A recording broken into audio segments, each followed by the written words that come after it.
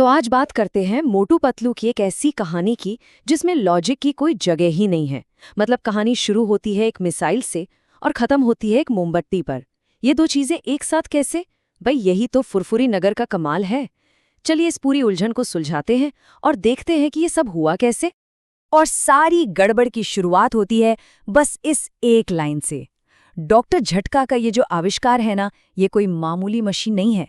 ये तो उस पूरे तूफान की जड़ है जो आने वाला था। बस यहीं से कहानी का पहला और कह सकते हैं सबसे खतरनाक हिस्सा शुरू हो जाता है।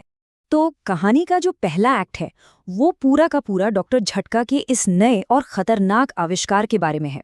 और जैसा मैंने कहा, ये कोई मामूली मिसाइल नहीं है। इसकी अपनी समझ है, अपना एक मिशन है और यही चीज इसे लगभग अनस्टॉपेबल बना देती है। अब जरा इसके काम करने का तरीका देखिए। बस 4 एकदम सीधे साधे नियम, और सच कहूं तो यही सादगी इसे इतना खतरनाक बनाती है। पहला, टारगेट की फोटो लो। दूसरा, पीछा करो। तीसरा, तब तक पीछा करो जब तक काम तमाम ना हो जाए। और चौथा, सबसे डरावना, इसे बंद नहीं किया जा सकता। मतलब कोई स्विच ऑफ बटन ही नहीं है। एक बार टारगेट लॉक तो खेल खत्म। और यहीं पर आता है कहानी का असली ट्विस्ट। एक छोटी सी गलती, शायद एक सेल्फी लेने की कोशिश, और हमारे हीरो मोटू और पतलू बन जाते हैं इस मिसाइल के परमानेंट टारगेट। सोचिए जरा, एक ही पल में वो फुरफुरी नगर के सबसे एडवांस्ड हथियार के नंबर 1 दुश्मन बन गए। और बस इसके बाद शुरू होती है जान बचाने की ऐसी भागदौड़ जिसमें हर मोड़ पर मौत इंतजार कर रही है। ये सिर्फ भागना नहीं था, ये तो जिंदा रहने की जंग थी। ऐसी जंग जहां हर गली एक जाल लगती है और हर रास्ता बंद नजर आता है।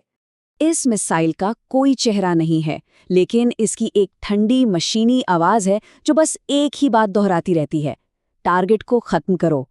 सोचिए, एक ऐसी ताकत पीछे पड़ी है जिसमें कोई इमोशन नहीं है, सिर्फ और सिर्फ अपना मिशन पूरा करने की जिद है।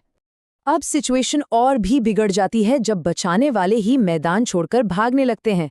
जॉन द डॉन, जो खुद को बहुत बड़ा डॉन समझता है, वो उन्हें आसमान में अकेला छोड़कर निकल लेता है।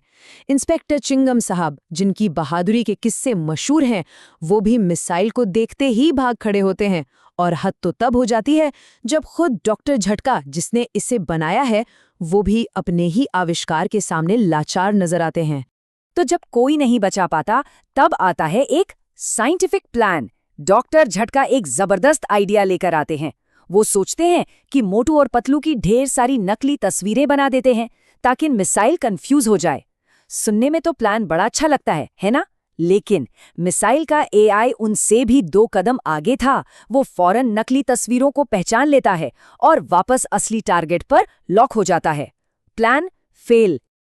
तो जब साइंस, पुलिस और यहाँ तक कि डॉन सब फेल हो जाते हैं, तब फुरफुरी नगर अपना ब्रह्मास्त्र निकालता है। एक ऐसा सॉल्यूशन जो किसी टेक्नोलॉजी पर नहीं, बल्कि गर्मा गर्म ताकतवर शक्ति पर निर्भर करता है। और बस यही है वो पल, यही वो लाइन है जो एक डरे हुए मोटू को सुपर हीरो मोटू में बदल देती है। समोसों की ताकत से वो न सिर्फ मिसाइल का सामना करता है, बल्कि उसे तोड़ फोड़ के रख देता है। और इसी के साथ कहानी का पहला संकट खत्म होता है। तो एक जानलेवा मिसाइल से बचने के बाद कोई क्या करता है? जश्न मनाता है ना? शायद आराम करता है, लेकिन नहीं, ये फुरफुरी नगर है। यहाँ से कहानी एक ऐसा यूटर्न लेती है जिसके बारे में किसी ने सोचा भी नहीं होगा।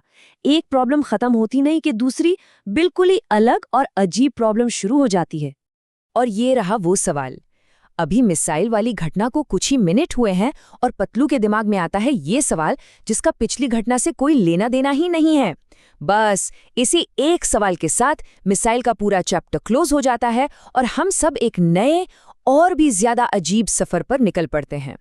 तो अब जान बचाने का कोई ड्रामा नहीं है, अब मिशन बदल गया है। नया मिशन है फेमस होना, हमेशा के लिए इतिहास में अपना नाम दर्ज कराना। और यहीं से शुरू होता है कहानी का दूसरा एक्ट, जिसका पहले वाले एक्ट से दूर दूर तक कोई कनेक्शन नहीं है। जरा इस बदलाव को देखिए, कहाँ एक तरफ जान बचाने की लड़ाई थी और अब दूसरी तरफ फेमस होने की होड़। विलेन भी बदल गया। पहले एक जानलेवा मिसाइल थी, अब एक चिड़चिड़ा सरकारी अफसर है। मतलब दांव पर लगी चीजें पूरी तरह से बदल गई हैं। और ये है नया जबरदस्त गोल। एक इतनी बड़ी मोमबत्ती बनाओ कि वो दुनिया का 8वां अजूबा बन जाए। और हाँ, साथ ही साथ फुरफुरी नगर में अंधेरा भी हमेशा के लिए खत्म हो जाए। मतलब एक तीर से दो निशाने। ये आइडिया बहुत बड़ा है, थोड़ा अजीब है, और हाँ, बिल्कुल मोटू पतलू स्टाइल का है। अब सीधी सी बात है, दुनिया का 8वां अजूबा बनाना कोई आसान काम तो है नहीं, और जब इंचार्ज मोटू और पतलू हों तो गड़बड़ तो होनी ही है। तो बस एक के बाद एक ऐसी गलतियां होती हैं कि ये पूरा मिशन एक कॉमेडी सर्कस बन जाता है। और अब एंट्री होती है कहानी के नए विलन की, ऑफिसर फॉक्स।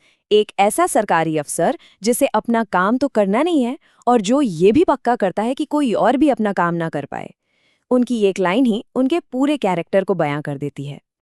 और फिर शुरू होता है गलतियों का सिलसिला। सबसे पहले तो वो मोमबत्ती की बत्ती ही लगाना भूल जाते हैं, सोचिए।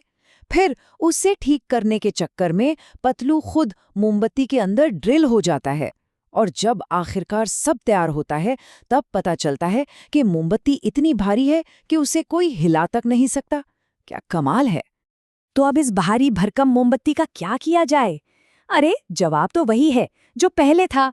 फुरफुरी नगर में जब भी कोई भारी काम हो तो एक ही सल्यूशन है, मोटू को समोसे खिलाओ। और ये आइडिया इस बार भी 100% काम कर जाता है। और अब बारी है ग्रैंड फिनाले की।